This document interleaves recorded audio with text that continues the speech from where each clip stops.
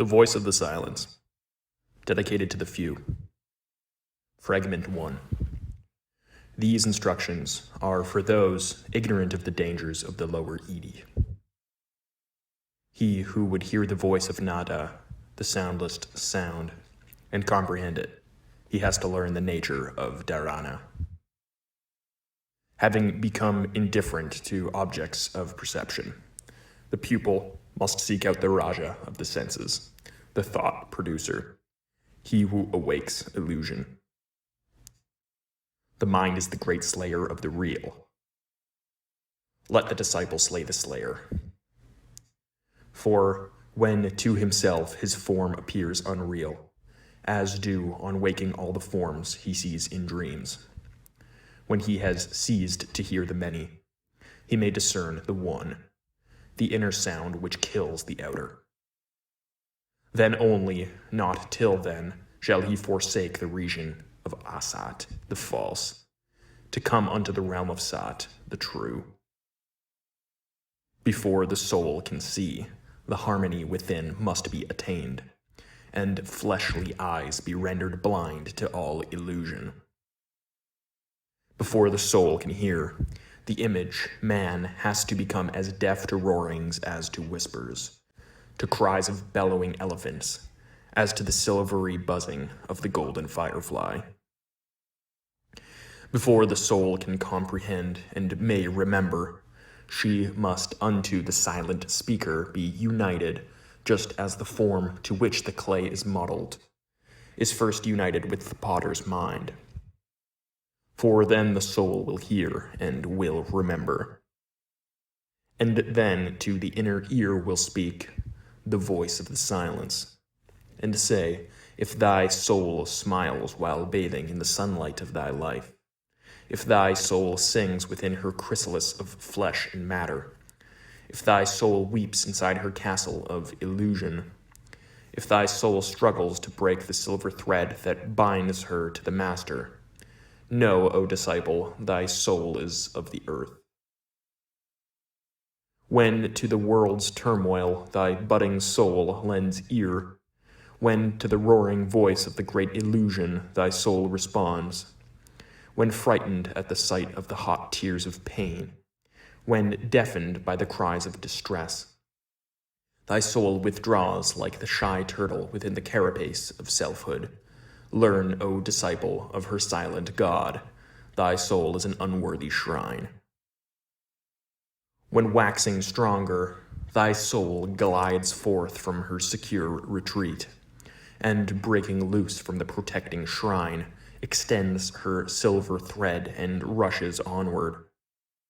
When beholding her image on the waves of space, she whispers, "This is I." Declare, O disciple, that thy soul is caught in the webs of delusion. This earth, disciple, is the hall of sorrow, wherein are set along the path of dire probations traps to ensnare thy ego by the delusion called great heresy. This earth, O ignorant disciple, is but the dismal entrance leading to the twilight that precedes the valley of true light. That light which no wind can extinguish, that light which burns without a wick or fuel. Saith the great law, in order to become the knower of all self, thou hast first of self to be the knower. To reach the knowledge of that self, thou hast to give up self to non-self, being to non-being, and then thou canst repose between the wings of the great bird. Aye, sweet is rest between the wings of that which is not born nor dies, but is the aum throughout eternal ages. Bestride the bird of life, if thou wouldst know. Give up thy life, if thou wouldst live. 3 halls, O weary pilgrim, lead to the end of toils. 3 halls, O conqueror of Mara, will bring thee through 3 states into the 4th, and thence into the 7 worlds, the worlds of rest eternal. If thou wouldst learn their names, then hearken and remember. The name of the first hall is ignorance, avidya. It is the hall in which thou saw'st the light, in which thou liv'st and shalt die. The name of hall the second is the hall of learning. In it thy soul will find the blossoms of life, but under every flower a serpent coiled. The name of the third hall is wisdom, beyond which stretch the shoreless waters of Akshara, the indestructible fount of omniscience. If thou wouldst cross the first hall safely, let not thy mind mistake the fires of lust that burn therein for the sunlight of life. If thou wouldst cross the second safely, stop not the fragrance of its stupefying blossoms to inhale. If, freed, thou wouldst be from the karmic chains, seek not for thy guru in those myopic regions. The wise ones tarry not in pleasure grounds of senses. The wise ones heed not the sweet-tongued voices of illusion. Seek for him who is to give thee birth in the hall of wisdom, the hall which lies beyond, wherein all shadows are unknown, and where the light of truth shines with unfading glory. That which is uncreate abides in thee, disciple, as it abides in that hall. If thou wouldst reach it and blend the two, thou must divest thyself of thy dark garments of illusion. Stifle the voice of flesh, allow no image of the senses to get between its light and thine, that thus the twain may blend in one. And having learnt thine own jnana, flee from the hall of learning. This hall is dangerous in its perfidious beauty, is needed but for thy probation. Beware, Lanu, lest dazzled by elusive radiance thy soul should linger and be caught in its deceptive light. This light shines from the jewel of the great ensnarer, Mara. The senses it bewitches, blinds the mind, and leaves the unwary in abandoned wreck. The moth attracted to the dazzling flame of thy night lamp is doomed to perish in the viscid oil. The unwary soul that fails to grapple with the mocking demon of illusion will return to earth the slave of Mara. Behold the host of souls. Watch how they hover over the stormy sea of human life, and how exhausted, bleeding, broken-winged, they drop one after other on the swelling waves. Tossed by the fierce winds, chased by the gale, they drift into the eddies and disappear within the first great vortex. If through the hall of wisdom thou wouldst reach the veil of bliss, disciple, close fast thy senses against the great dire heresy of separateness that weans thee from the rest. Let not thy heaven-born, merged in the sea of Maya, break from the universal parent soul, but let the fiery power retire into the inmost chamber, the chamber of the heart, and abode the world's mother. Then from the heart that power shall rise into the sixth, the middle region, the place between thine eyes, when it becomes the breath of the one soul, the voice which filleth all, thy master's voice. 'Tis only then thou canst become a walker of the sky, who treads the winds above the waves, whose step touches not the waters. Before thou settest thy foot upon the ladder's upper rung, the ladder of the mystic sounds, thou hast to hear the voice of thy inner God in 7 manners. The first is like the nightingale's sweet voice chanting a song of parting to its mate. The second comes as the sound of a silver cymbal of the Dhyanis, awakening the twinkling stars. The next is as the plaint melodious of the ocean sprite imprisoned in its shell, and this is followed by the chant of Veena. The fifth, like sound of bamboo flute, shrills in thine ear. It changes next into a trumpet blast. The last vibrates like the dull rumbling of a thundercloud. The seventh swallows all the other sounds. They die and then are heard no more. When the 6 are slain and at the master's feet are laid, Then is the pupil merged into the one, becomes that one, and lives therein. Before that path is entered, thou must destroy thy lunar body, cleanse thy body-mind, and make clean thy heart. Eternal life's pure waters, clear and crystal, with the monsoon tempest's muddy torrents cannot mingle. Heaven's dewdrop glittering in the morn's first sunbeam within the bosom of the lotus, when dropped on earth becomes a piece of clay. Behold, the pearl is now a speck of mire. Strive with thy thoughts unclean before they overpower thee. Use them as they will thee, for if thou sparest them, and they take root and grow, know well, these thoughts will overpower and kill thee. Beware, disciple, suffer not, even though it be their shadow to approach. For it will grow, increase in size and power, and then this thing of darkness will absorb thy being, before thou hast well realized the black foul monster's presence. Before the mystic power can make of thee a god, Lenu, thou must have gained the faculty to slay thy lunar form at will. The self of matter and the self of spirit can never meet. One of the twain must disappear, for there is no place for both. Ere thy soul's mind can understand, the bud of personality must be crushed out, the worm of sense destroyed past resurrection. Thou canst not travel on the path before thou hast become that path itself. Let thy soul lend its ear to every cry of pain, like as the lotus bears its heart to drink the morning sun. Let not the fierce sun dry one tear of pain before thyself hast wiped it from the sufferer's eye. But let each burning human teardrop on thy heart and there remain, nor ever brush it off until the pain that caused it is removed. These tears, O thou of heart most merciful, these are the streams that irrigate the fields of charity immortal. 'Tis on such soil that grows the midnight blossom of Buddha, more difficult to find, more rare to view than is the flower of the voge tree. It is the seed of freedom from rebirth. It isolates the arhat both from strife and lust.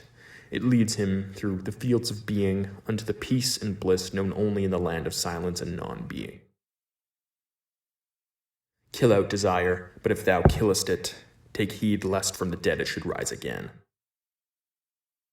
Kill love of life, but if thou slayest tanha, let this not be for thirst of life eternal, but to replace the fleeting by the everlasting. Desire nothing, chafe not at karma, nor at nature's changeless laws, but struggle only with the personal, the transitory, the evanescent, and the perishable. Help nature and work on with her, and nature will regard thee as one of her creators and make obeisance.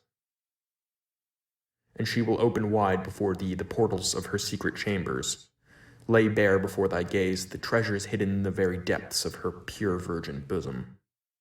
Unsullied by the hand of matter, she shows her treasures only to the eye of spirit, the eye which never closes, the eye for which there is no veil in all her kingdoms. Then she will show thee the means and way, the first gate and the second, the third up to the very seventh, and then the goal, beyond which lie, bathed in the sunlight of the spirit, glories untold, unseen by any eye save the eye of the soul. There is but one road to the path. At its very end alone the voice of the silence can be heard. The ladder by which the candidate ascends is formed of rungs of suffering and pain. These can be silenced only by the voice of virtue. Woe then to thee, disciple, if there is one single vice thou hast not left behind. For then the ladder will give way and overthrow thee. Its foot rests in the deep mire of thy sins and failings. And ere thou canst attempt to cross this wide abyss of matter, thou hast to lave thy feet in waters of renunciation. Beware lest thou shouldst set a foot still soiled upon the ladder's lowest rung. Woe unto him who dares pollute one rung with miry feet. The foul and viscous mud will become dry, tenacious. Then glue his feet unto the spot, and like a bird caught in the wily fowler's lime, he will be stayed from further progress. His vices will take shape and drag him down. His sins will raise their voices like as the jackals laugh, and sob after the sun goes down. His thoughts become an army and bear him off a captive slave. Kill thy desires, Lenu. Make thy vices impotent, ere the first step is taken on the solemn journey. Strangle thy sins and make them dumb forever, before thou dost lift one foot to mount the ladder. Silence thy thoughts and fix thy whole attention on thy master, whom yet thou dost not see, but whom thou feelest. Merge into one sense thy senses, if thou wouldst be secure against the foe. 'Tis by that sense alone which lies concealed within the hollow of thy brain, that the steep path which leadeth to thy master may be disclosed before thy soul's dim eyes. Long and weary is the way before thee, O disciple. One single thought about the past life that thou hast left behind will drag thee down, and thou wilt have to climb the start anew. Kill in thyself all memory of past experiences. Look not behind, or thou art lost. Do not believe that lust can ever be killed out of it, gratified, or satiated, for this is an abomination inspired by Mara. It is by feeding vice that it expands and waxes strong, like to the worm that fattens on the blossom's heart. The rose must become the bud born of its parent stem before the parasite has eaten through its heart and drunk its life sap. The golden tree puts forth its jewel buds before its trunk is withered by the storm. The pupil must regain the childlike state he has lost ere the first sound can fall upon his ear. The light from the one master, the one unfading golden light of spirit, shoots its effulgent beams on the disciple from the very first. Its rays thread through the dark, thick clouds of matter. Now here, now there, these rays illumine it. Like sun sparks, light the earth through the thick foliage of the jungle growth. But, O disciple, unless the flesh is passive, head cool, the soul as firm and pure as flaming diamond, the radiance will not reach the chamber. Its sunlight will not warm the heart, nor will the mystic sounds of the Akasic heights reach the ear, however eager at the initial stage. Unless thou hearest, thou canst not see. Unless thou seest, thou canst not hear. To hear and see, this is the second stage. When the disciple sees and hears, and when he smells and tastes, eyes closed, ears shut, with mouth and nostrils stopped. When the four senses blend and ready are to pass to the fifth, that of the inner touch, then into stage the fourth he hath passed on. And in the fifth, O slayer of thy thoughts, all these again have to be killed beyond reanimation. Withhold thy mind from all external objects, all external sights. Withhold internal images, lest on thy soul light a dark shadow they should cast. Thou art now in Dharana, the sixth stage. When thou hast passed into the seventh, O happy one, thou shalt perceive no more the sacred three, for thou shalt have become that three thyself. Thyself and mind, like twins upon a line, the star which is thy goal burns overhead. The three that dwell in glory and in bliss ineffable, now in the world of Maya have lost their names. They have become one star, the fire that burns but scorches not, that fire which is the upadi of the flame. And this, O yogi of success, is what men call dhyana, the right precursor of samadhi. And now thyself is lost in self, thyself unto thyself, merged in that self from which thou first didst radiate. Where is thy individuality, Lenu, where the Lenu himself? It is the spark lost in the fire, the drop within the ocean, the ever-present ray become the all and the eternal radiance. And now, Lenu, thou art the doer and the witness, the radiator and the radiation, light in the sound and the sound in the light. Thou art acquainted with the 5 impediments, O Blessed One. Thou art their conqueror, the master of the 6th, deliverer of the 4 modes of truth. The light that falls upon them shines from thyself, O thou who wast disciple but art teacher now. And of these modes of truth, hast thou not passed through knowledge of all misery, truth the first? Hast thou not conquered the Maras king at sea, the portal of assembling, truth the second? Hast thou not sin at the 3rd gate destroyed, and truth the 3rd attained?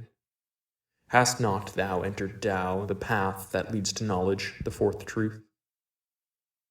And now rest neath the Bodhi tree, which is perfection of all knowledge, for now thou art the master of samadhi, the state of faultless vision. Behold, thou hast become the light, thou hast become the sound, thou art thy master and thy God. Thou art thyself, the object of thy search, the voice unbroken that resounds throughout eternities, exempt from change, from sin exempt, the 7 sounds in one, the voice of the silence, Om Tat Sat. Fragment 2, The 2 Paths. And now, O teacher of compassion, point thou the way to other men. Behold, all those who, knocking for admission, await in ignorance and darkness, to see the gate of the sweet law flung open. The voice of the candidates. Shalt not thou, master of thine own mercy, reveal the doctrine of the heart? Shalt thou refuse to lead thy servants unto the path of liberation? Quoth the teacher, the paths are 2, the great perfections 3, 6 are the virtues that transform the body into the tree of knowledge. Who shall approach them? Who shall first enter them? Who shall first hear the doctrine of 2 paths in one, the truth unveiled about the secret heart? The law which, shunning learning, teaches wisdom, reveals a tale of woe. Alas, alas, that all men should possess Alaya, be one with the great soul, and that possessing it, Alaya should so little avail them. Behold how, like the moon, reflected in the tranquil waves, Alaya is reflected by the small and by the great, is mirrored in the tiniest atoms, yet fails to reach the heart of all. Alas, that so few men should profit by the gift, the priceless boon of learning truth, the right perception of existent things, the knowledge of the non-existent. Saith the pupil, O teacher, what shall I do to reach to wisdom? O wise one, what, to gain perfection? Search for the paths, but O Lenu, be of clean heart before thou startest on thy journey.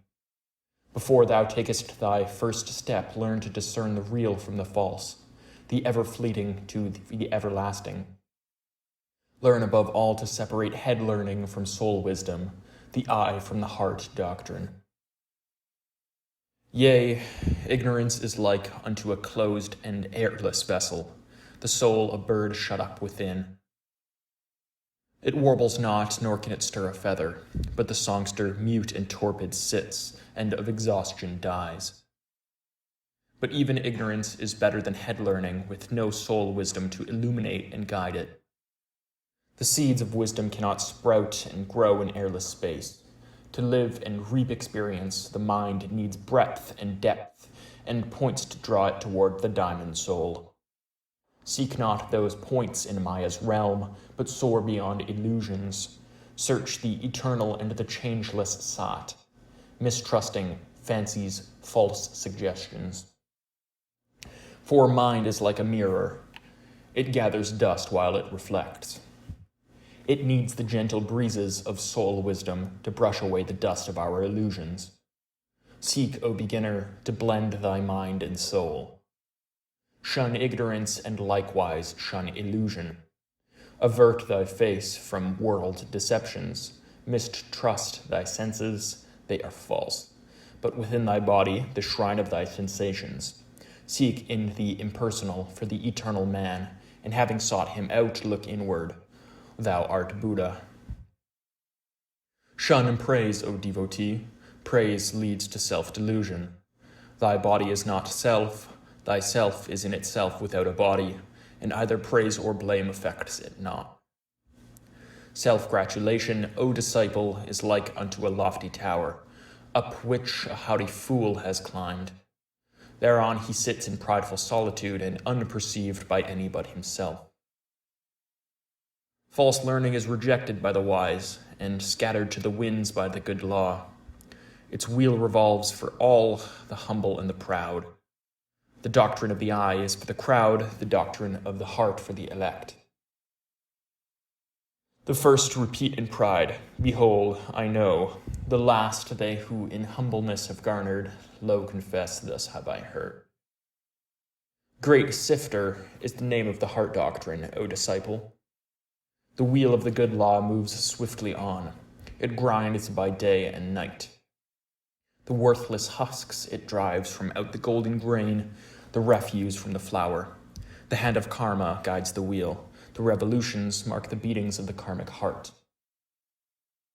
True knowledge is the flour, false learning is the husk.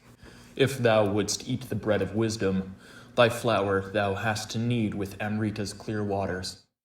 But if thou needest husks with Maya's dew, thou canst create but food for the black doves of death, the birds of decay, birth, and sorrow. If thou art told that to become Arhan, thou hast to cease to love all beings, tell them they lie. If thou art told that to gain liberation, thou hast to hate thy mother and disregard thy son, disavow thy father and call him householders. For man and beast all pity to renounce, tell them their tongue is false. Thus teach the Tirthikas, the unbelievers. If thou art taught that sin is born of action and bliss of absolute inaction, then tell them that they err. Non-permanence of human action, deliverance of mind from thraldom by the cessation of sin and faults, are not for deva egos. Thus saith the doctrine of the heart. The dharma of the eye is the embodiment of the external and the non-existing. The dharma of the heart is the embodiment of bodhi, the permanent and everlasting. The lamp burns bright when wick and oil are clean. To make them clean, a cleaner is required. The flame feels not the process of the cleaning. The branches of a tree are shaken by the wind. The trunk remains unmoved. Both action and inaction may find room in thee. Thy body agitated, thy mind tranquil, thy soul as limpid as a mountain lake. Wouldst thou become a yogi of time's circle? Then, O Lenu, believe thou not that sitting in dark forests, in proud seclusion and apart from men, believe thou not that life on roots and plants, that thirst assuaged with snow from the great range, believe thou not, O devotee, that this will lead thee to the goal of final liberation. Think not that breaking bone, that rending flesh and muscle, unites thee to thy silent self. Think not that when the sins of thy gross form are conquered, O victim of thy shadows, thy duty is accomplished by nature and by man. The blessed ones have scorned to do so. The Lion of the Law, the Lord of Mercy, perceiving the true cause of human woe, immediately forsook the sweet but selfish rest of quiet wilds. From Aranyaka he became the teacher of mankind. After July he had entered nirvana. He preached on mount and plain and held discourses in the cities to devas, men, and gods. So kindly acts, and thou shalt reap their fruition. Inaction in a deed of mercy becomes an inaction in a deadly sin. Thus saith the sage, shalt thou abstain from action? Not so shall gain thy soul her freedom. To reach nirvana one must reach self-knowledge, and self-knowledge is of loving deeds the child. Have patience, candidate, as one who fears no failure, courts no success. Fix thy soul's gaze upon the star whose ray thou art, the flaming star that shines within the lightless depths of ever-being, the boundless fields of the unknown. Have perseverance as one who doth for evermore endure. Thy shadows live and vanish. That which in thee shall live forever, that which in thee knows, for it is knowledge, is not of fleeing life. It is the man that was, that is, and will be, for whom the hour shall never strike. If thou wouldst reap sweet peace and rest, disciple, sow with the seeds of merit the fields of future harvests. Accept the woes of birth.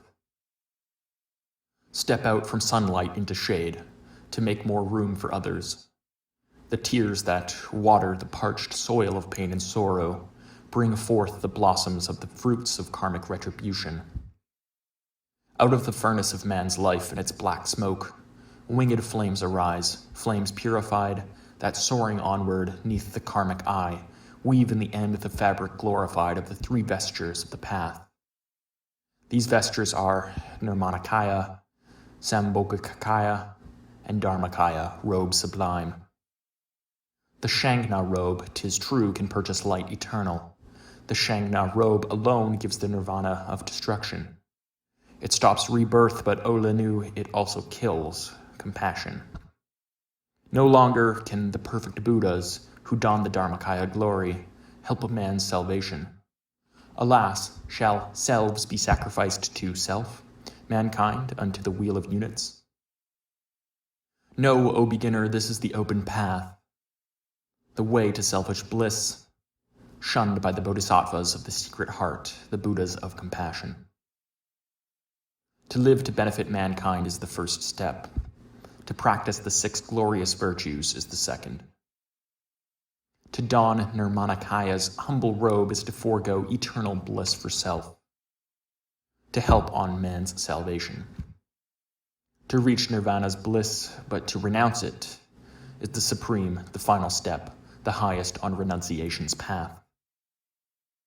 Know, O disciple, this is the secret path, selected by the Buddhas of perfection, who sacrificed the self to weaker selves. Yet, if the doctrine of the heart is too high-winged for thee, if thou needst help thyself and fearest to offer help to others, then thou of timid heart, be warned in time. Remain content with the I doctrine of the law. Hope still, for if the secret path is unattainable this day, it is within thy reach tomorrow. Learn that no efforts, not the smallest, whether in right or wrong direction, can vanish from the world of causes. Even wasted smoke remains not traceless. A harsh word uttered in past lives is not destroyed but ever comes again. The pepper plant will not give birth to roses, nor the sweet jessamine's silver star to thorn or thistle turn. Thou canst create this day thy chances for thy morrow. In the great journey, causes sown each hour bear each its harvest of effects, for rigid justice rules the world. With mighty sweep of never-erring action, it brings to mortals lives of weal or woe, the karmic progeny of all our former thoughts and deeds. Take then as much as merit hath in store for thee, O thou of patient heart. Be of good cheer and rest content with fate. But such is thy karma, the karma of the cycle of thy births, the destiny of those who, in their pain and sorrow, are born along with thee. Rejoice and weep from life to life, chained to thy previous actions. Act thou for them today, and they will act for thee tomorrow. 'Tis from the bud of renunciation of the self that springeth the sweet fruit of final liberation. To perish doomed is he who out of fear of Mara refrains from helping man, lest he should act for self. The pilgrim who would cool his weary limbs in running waters, yet dares not plunge for terror of the stream, risks to succumb from heat. Inaction based on selfish fear can bear but evil fruit. The selfish devotee lives to no purpose.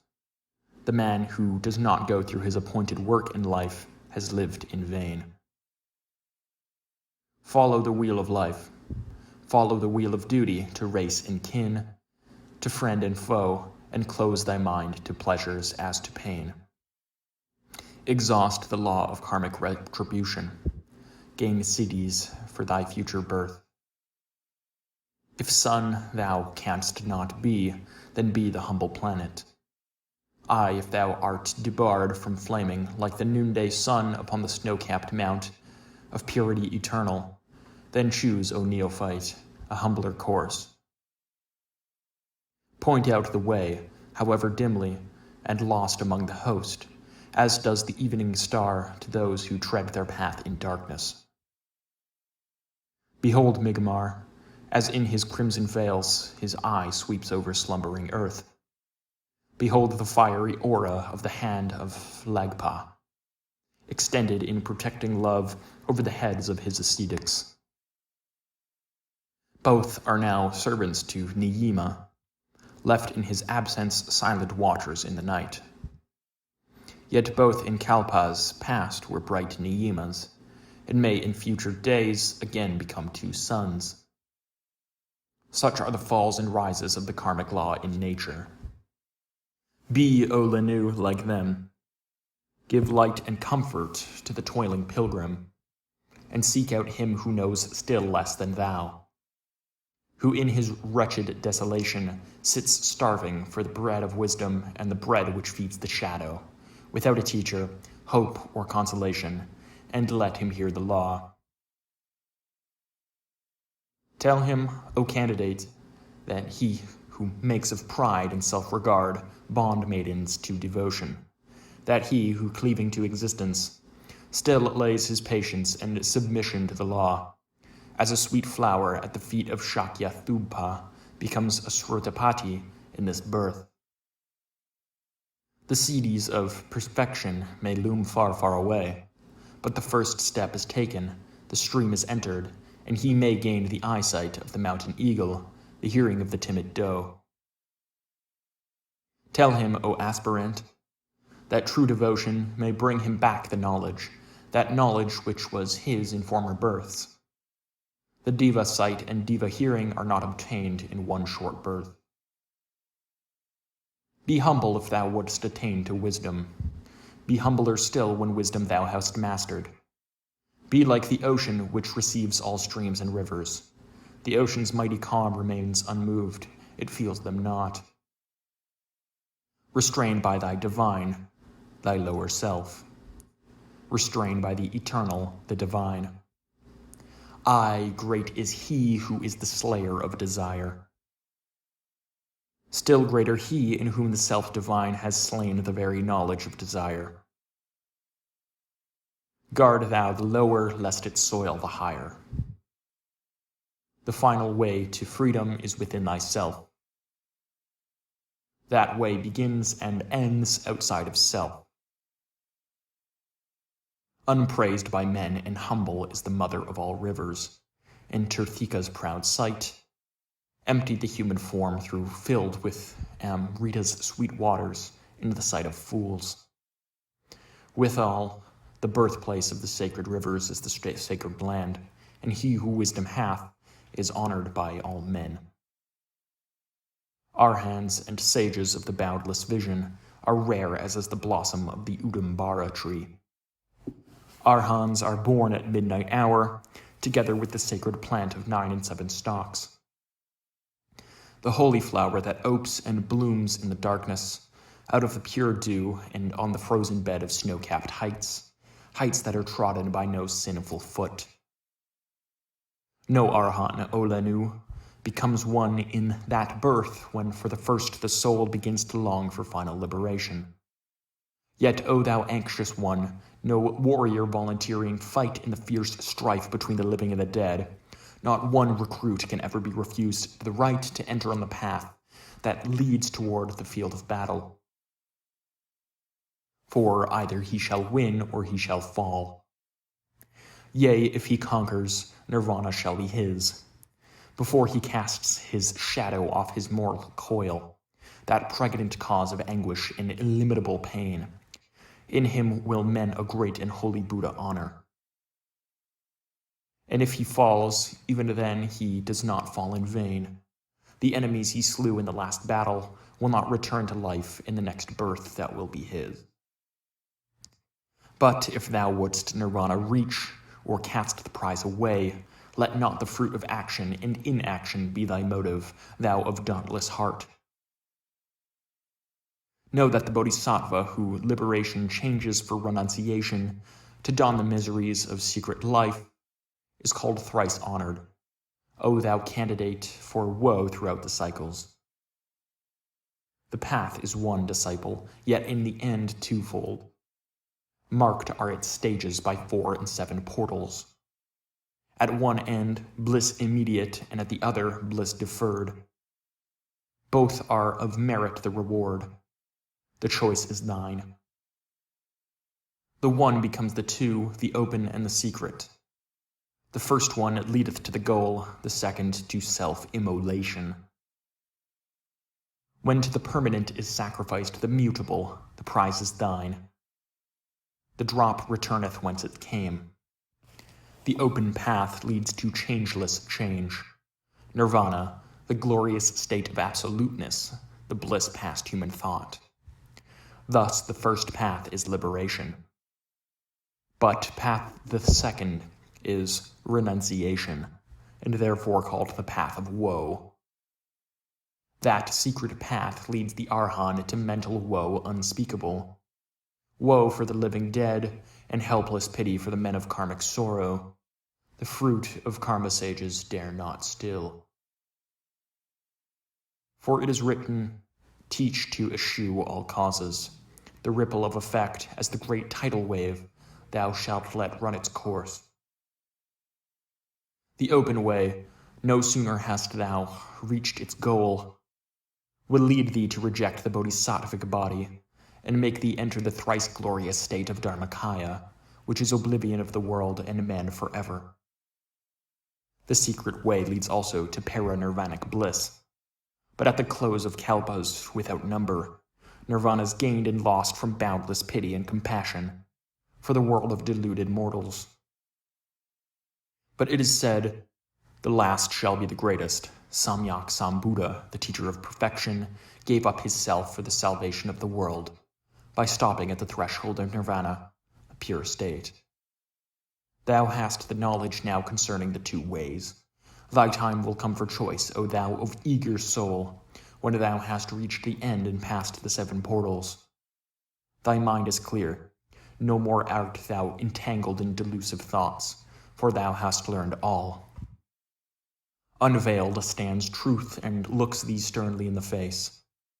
She says sweet are the fruits of rest and liberation for the sake of self, but sweeter still the fruits of long and bitter duty. Aye, renunciation for the sake of others, of suffering fellow men. He who becomes Pratyeka Buddha makes his obeisance but to his self. The bodhisattva who has won the battle, who holds the prize within his palm, yet says in his divine compassion, for others' sake this great reward I yield, accomplishes the greater renunciation. A savior of the world is he. Behold, the goal of bliss and the long path of woe are at the furthest end. Thou canst choose either, O aspirant to sorrow, throughout the coming cycles. Om Vajrapani Hum. Fragment 3. The 7 Portals. Upadhyaya, the choice is made, I thirst for wisdom. Now hast thou rent the veil before the secret path, and taught the greater jnana. Thy servant here is ready for thy guidance. 'Tis well, Sravaka. Prepare thyself, for thou wilt have to travel on alone. The teacher can but point the way. The path is one for all. The means to reach the goal must vary with the pilgrims. Which wilt thou choose, O thou of dauntless heart? The samtan of I doctrine, 4-fold dhyana, or thread thy way through paramitas, 6 in number, noble gates of virtue leading to bodhi and to prajna, 7th step of wisdom. The rugged path of 4-fold dhyana winds on uphill. Thrice great is he who climbs the lofty top. The paramita heights are crossed by a still steeper path. Thou hast to fight thy way through portals seven strongholds held by cruel, crafty powers, passions incarnate. Be of good cheer, disciple. Bear in mind the golden rule. Once thou hast passed the gate Srotapati, he who the stream hath entered, once thy foot hath pressed the bed of the nirvanic stream in this or any future life, thou hast but 7 other births before thee, O thou of adamantine will. Look on, what seest thou before thine eye, O aspirant to godlike wisdom? The cloak of darkness is upon the deep of matter, within its folds I struggle. Beneath my gaze it deepens, Lord, it is dispelled beneath the waving of thy hand. A shadow moveth, creeping like the stretching serpent coils. It grows, swells out, and disappears in darkness. It is the shadow of thyself outside the path, cast on the darkness of thy sins. Yea, Lord, I see the path, its foot in mire, its summits lost in glorious light nirvanic. And now I see the ever-narrowing portals on the hard and thorny way to Dhyana. Thou seest well, Lanu, these portals lead the aspirant across the waters, onto the other shore. Each portal has a golden key that openeth its gate, and these keys are 1. Dana, the key of charity and love immortal. 2. Sila, the key of harmony in word and act, the key that counterbalances the cause and the effect, and leaves no further room for karmic action. 3. Kshanti, patience sweet that naught can ruffle. 4. Virag, indifference to pleasure and to pain, illusion conquered, truth alone perceived. 5. Virya, the dauntless energy that fights its way to the supernal truth, out of the mire of lies terrestrial. 6. Dhyana, whose golden gate once opened leads the Nalyor toward the realm of Sat, eternal and its ceaseless contemplation. 7. Pranya, the key to which makes of a man a god, creating him a bodhisattva, son of the Dhyanis. Such to the portals are the golden keys. Before thou canst approach the last, O weaver of thy freedom, thou hast to master these paramitas of perfection. The virtues transcendental 6 and 10 in number, along the weary path. For, O disciple, before thou wert made fit to meet thy teacher face to face, thy master light to light, what wert thou told? Before thou canst approach the foremost gate, thou hast to learn to part thy body from thy mind, to dissipate the shadow, and to live in the eternal. For this thou hast to live and breathe in all. Ask all that thou perceivest breathes in thee, to feel thyself abiding in all things in self. Thou shalt not let thy senses make a playground of thy mind. Thou shalt not separate thy being from being, and the rest, but merge the ocean in the drop within the ocean. So shalt thou be in full accord with all that lives. Bear love to men as though they were thy brother, pupils, disciples of one teacher, the sons of one sweet mother. Of teachers there are many. The master soul is one, Alaya, the universal soul. Live in that master as its ray in thee. Live in thy fellows as they live in it. Before thou standest on the threshold of the path, before thou crossest the foremost gate, thou hast to merge the two into the one and sacrifice the personal to self-impersonal, and thus destroy the path between the two, Antakarana. Thou hast to be prepared to answer Dharma, the stern law, whose voice will ask thee at thy initial step. Hast thou complied with all the rules, O thou of lofty hopes? Hast thou attuned thy heart and mind to the great mind and heart of all mankind? For as the sacred river's roaring voice whereby all nature sounds are echoed back, so must the heart of him who in the stream would enter thrill in response to every sigh and thought of all that lives and breathes. Disciples may be likened to the strings of the soul-echoing vina, mankind unto its sounding board, the hand that sweeps it to the tuneful breath of the great world soul. the string that fails to answer neath the master's touch in dulcet harmony with all the others breaks and is cast away. So the collective minds of Lanusravakas, they have to be attuned to the Upadhyayas mind, one with the oversoul or break away.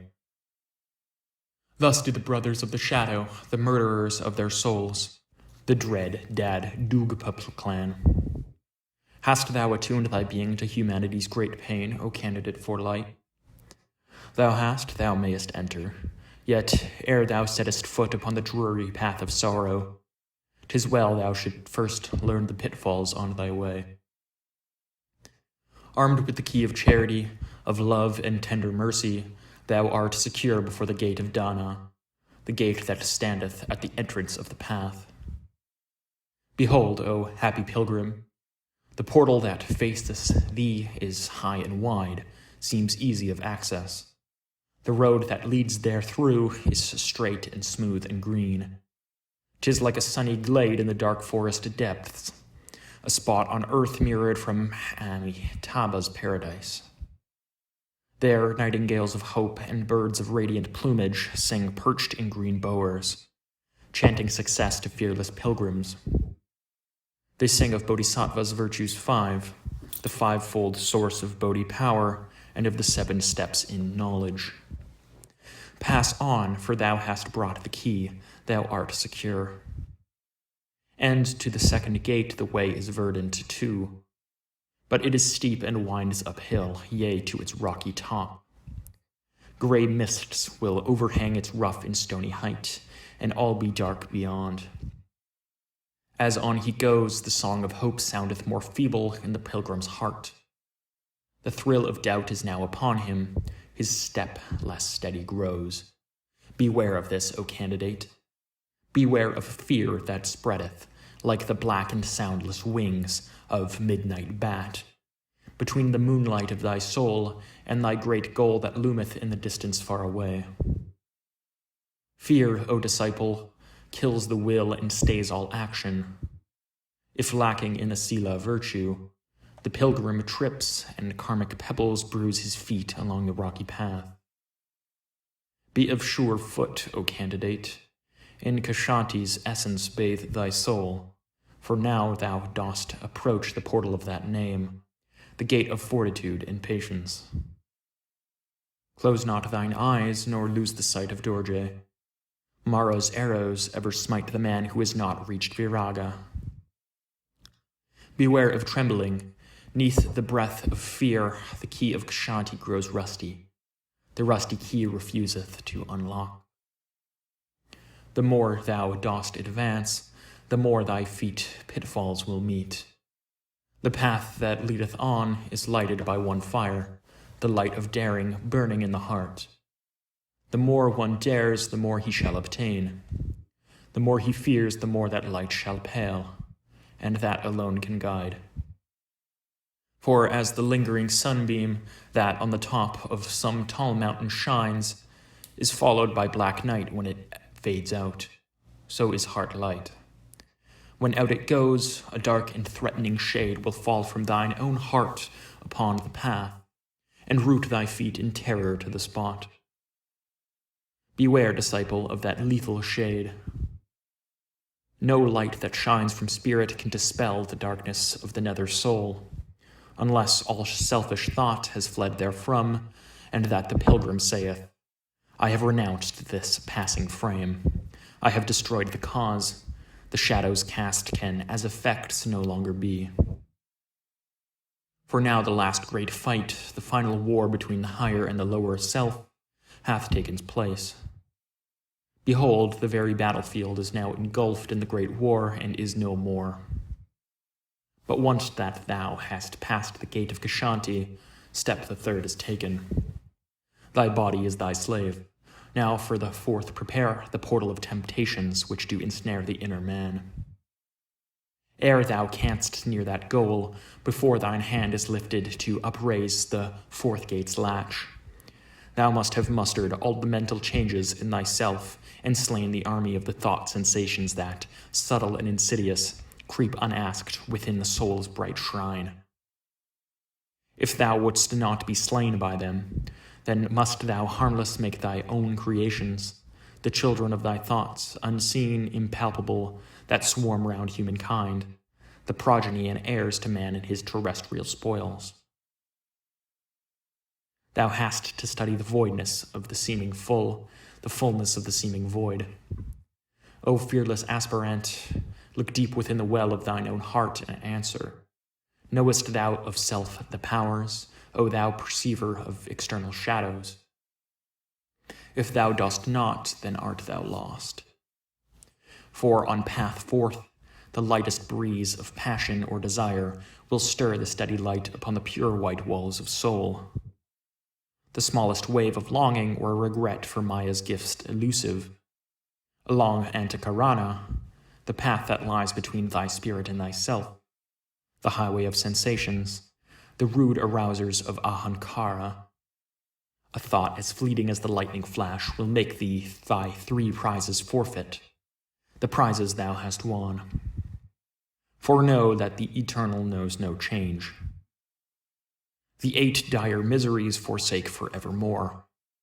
If not to wisdom sure, thou canst not come, nor yet to liberation, saith the great Lord, the Tathagata of perfection, he who has followed in the footsteps of his predecessors.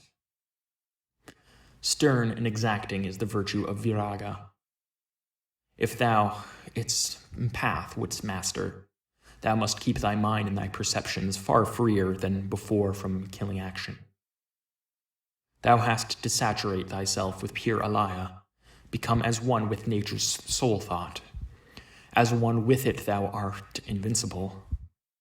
In separation thou becomest the playground of samvriti, origin of all the world's delusions. All is impermanent in man except the pure, bright essence of alaya.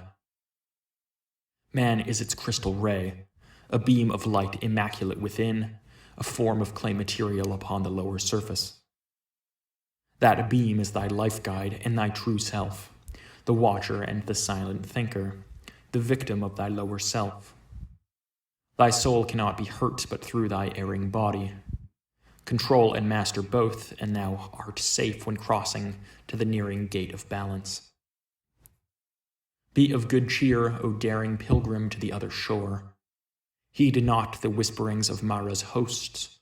Wave off the tempters, those ill-natured sprites, the jealous Lamayan in endless space. Hold firm, thou nearest now the middle portal, the gate of woe, with its 10,000 snares. Have mastery over thy thoughts, O striver for perfection, if thou wouldst cross its threshold. Have mastery over thy soul, O seeker after truth's undying, if thou wouldst reach the goal. Thy soul gaze, center on the one pure light, the light that is free from affection, and use thy golden key. The dreary task is done, thy labor well nigh o'er.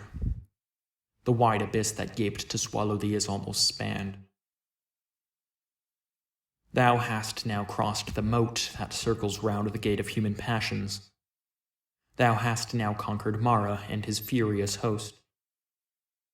Thou hast removed pollution from thine heart and bled it from impure desire. But, O thou glorious combatant, thy task is not yet done. Build high, Lenu, the wall that shall hedge in the holy isle, the dam that will protect thy mind from pride and satisfaction at thoughts of the great feat achieved. A sense of pride would mar the work. I build it strong, lest the fierce rush of battling waves that mount and beat its shore from out the great world of Maya's ocean swallow up the pilgrim and the isle. Yea, even when the victory is achieved. Thine isle is the deer, thy thoughts the hounds that weary and pursue his progress to the stream of life. Woe to the deer that is overtaken by the barking fiends before he reach the vale of refuge, Inanna Marga, path of pure knowledge named.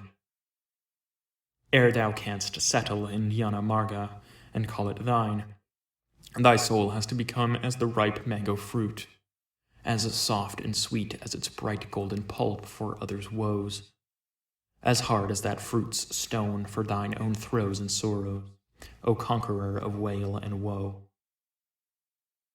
Make hard thy soul against the snares of self, deserve for it the name of diamond soul. For as the diamond buried deep within throbbing heart of earth can never mirror back the earthly lights, so are they mind and soul, plunged in jnana marga. These must mirror naught of Maya's realm elusive. When thou hast reached that state, the portals that thou hast to conquer on the path fling open wide their gates to let thee pass, and nature's strongest might possess no power to stay thy course. Thou wilt be master of the sevenfold path, but not till then, O candidate for trial's passing speech. Till then, a task far harder still awaits thee. Thou hast to feel thyself all thought, and yet exile all thoughts from out thy soul. Thou hast to reach that fixity of mind in which no breeze, however strong, can waft an earthly thought within. Thus purified, the shrine must of all action, sound, or earthly light be void. Even as the butterfly, overtaken by the frost, falls lifeless at the threshold, so must all earthly thoughts fall dead before the fane. Behold it written, ere the gold flame can burn with steady light, the lamp must stand well guarded in a spot free from all wind. Exposed to the shifting breeze, the jet will flicker, and the quivering flame cast shades deceptive, dark and ever-changing, on the soul's white shrine. And then, O thou pursuer of the truth, thy mind-soul will become as a mad elephant that rages in the jungle. Mistaking forest trees for living foes, he perishes in his attempts to kill the ever-shifting shadows dancing on the wall of sunlit rocks. Beware lest in the care of self thy soul should lose her foothold into the soil of Deva knowledge. Beware lest in forgetting self thy soul lose o'er its trembling mind control, and forfeit thus the due fruition of its conquests. Beware of change, for change is thy great foe. This change will fight thee off, and throw thee back, out of the path thou treadest, deep into viscous swamps of doubt. Prepare and be forewarned in time. If thou hast tried and failed, O dauntless fighter, yet lose not courage, fight on into the charge, return again and yet again. The fearless warrior, his precious lifeblood oozing from his wide and gaping wounds, will still attack the foe, drive him from out his stronghold, vanquish him ere he himself expires. Act then, all ye who fail and suffer, act like him, and from the stronghold of your soul chase all your foes away, ambition, anger, hatred, even to the shadow of desire, when even you have failed. Remember that thou fightest for man's liberation. Each failure is success, and each sincere attempt wins its reward in time. The holy germs that sprout and grow unseen in the disciple's soul, their stalks wax strong at each new trial. They bend like reeds but never break, nor can they ever be lost. But when the hour has struck, they blossom forth. But if thou camest prepared, then have no fear. Henceforth thy way is clear right through the Virya gate, the fifth one of the 7 portals. Thou art now on the way that leadeth to the Dhyana haven, the 6th, the Bodhi portal. The Dhyana gate is like an alabaster vase, white and transparent. Within there burns a steady golden fire, the flame of prana that radiates from Atman. Thou art that vase. Thou hast estranged thyself from objects of the senses, traveled on the path of seeing, on the path of hearing, and standest in the light of knowledge. Thou hast now reached to Tiksha state. O Naljor, thou art safe.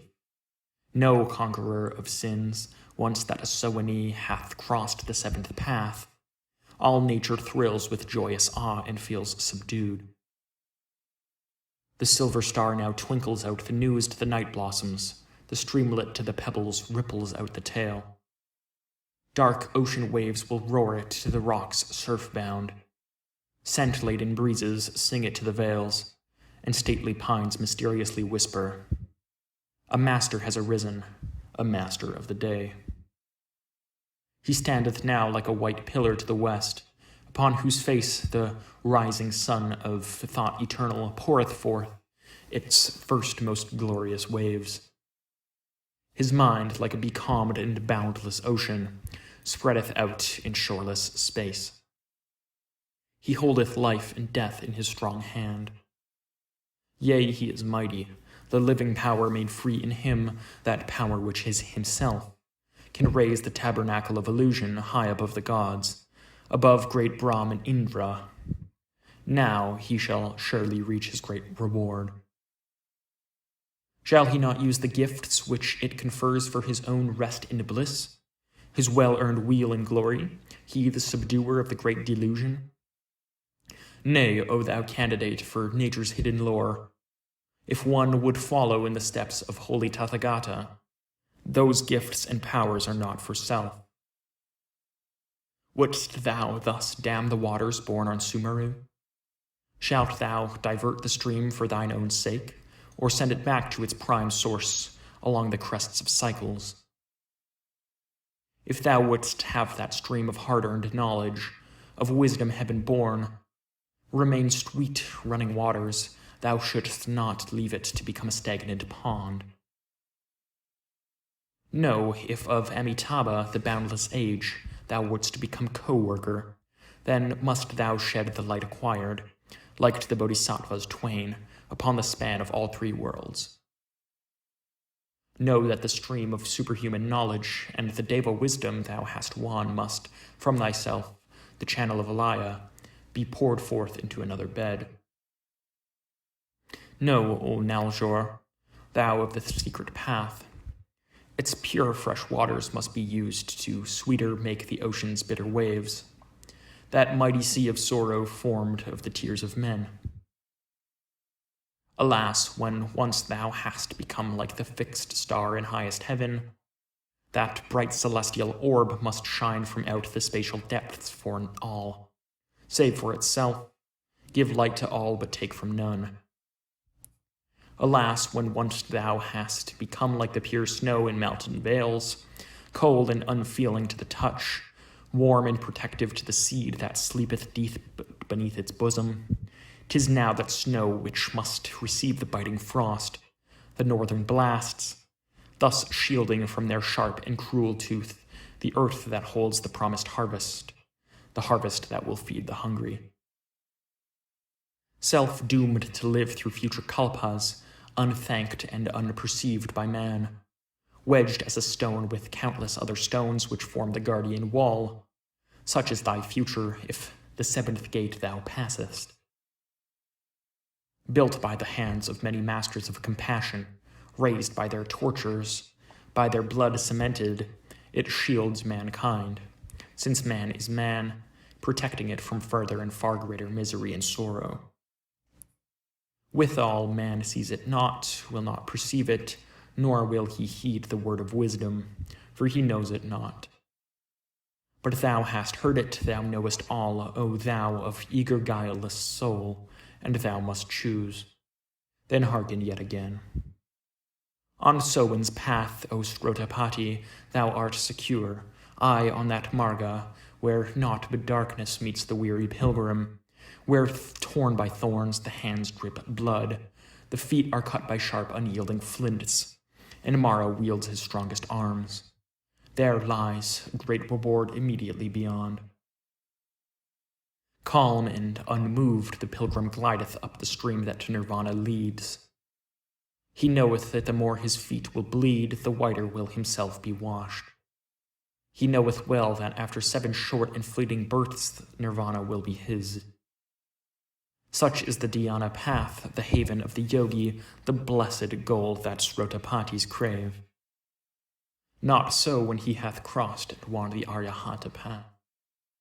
There Klesa is destroyed forever, Tanha's roots torn out, But stay, disciple, yet one word canst thou destroy divine compassion. Compassion is no attribute, it is the law of laws, eternal harmony, Eliah's self, a shoreless universal essence, the light of everlasting right, and fitness of all things, the law of love eternal. The more thou dost become at one with it, thy being melted in its being, the more thy soul unites with that which is, the more thou wilt become compassion absolute. Such is the Arya path, path of the Buddhas of perfection. Withal, what mean the sacred scrolls which make thee say, Om, I believe it is not all the arhats that get of their nirvanic path the sweet fruition. Om, I believe that their nirvana dharma is entered not by all the Buddhas. Yea, on the Arya path thou art no more Srotapati, thou art a bodhisattva. The stream is crossed. 'Tis true thou hast a right to Dharmakaya vesture, but Sambhogakaya is greater than a Nirvani, and greater still is a Nirmanakaya, the Bodhi of compassion. Now bend thy head and listen well, O Bodhisattva. Compassion speaks and saith, Can there be bliss when all that lives must suffer? Shalt thou be saved and hear the whole world cry? Now thou hast heard that which was said. Thou shalt attain the seventh step, and cross the gate of final knowledge, but only to wed woe. If thou wouldst be Tathagata, follow upon thy predecessor's steps, remain unselfish till the endless end. Thou art enlightened, choose thy way. Behold the mellow light that floods the eastern sky. In signs of praise both heaven and earth unite, and from the fourfold manifested powers a chant of love ariseth, both from the flaming fire and flowing water, and from sweet-smelling earth and rushing wind. Hark, from the deep unfathomable vortex of that golden light in which the victor bathes, all nature's wordless voice in thousand tones ariseth to proclaim, Joy unto ye, O men of Mayalaba! A pilgrim hath returned back from the other shore. A new Arhan is born, peace to all beings.